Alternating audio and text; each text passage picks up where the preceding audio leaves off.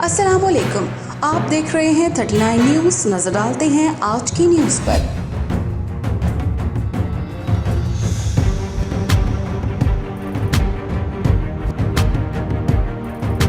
तफसीलात जानते हैं अपने नुमाइंदे से।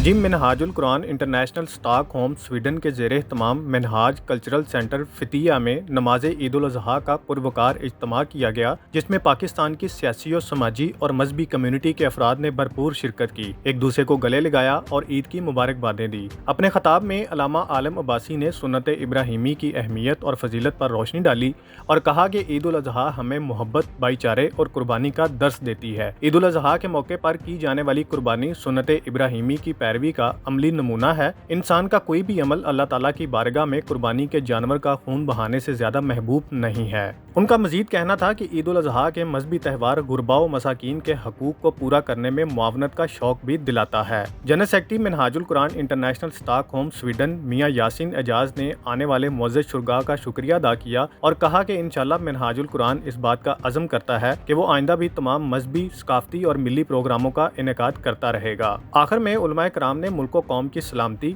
कश्मीर और फ़लस्तीन के मजलूम मुसलमानों के हक में और आलम इस्लाम के इत्तेहाद के लिए खुसूसी दुआएं मांगी। मलिक हन्नान अहमद, नुमाइंदा खुसूसी 39 news HD, stock home Sweden. अहम इश्यूज हों या मुल्की और गैर मुल्की शख्सियात की प्रेस कॉन्फ्रेंसेस, हर लम्हा बाखबर रहने के लिए हमारा YouTube चैनल सब्सक्राइब करें।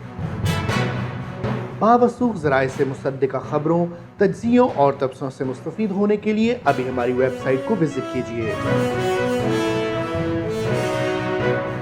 इसके साथ साथ आप हमें फेसबुक पर लाइक और फॉलो भी कर सकते हैं।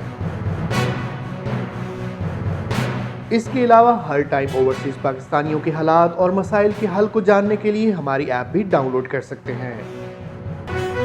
हम कर रहे हैं आपको हर लम्हा बाखबर, क्योंकि है 39 न्यूज़ पर आपका एतबार।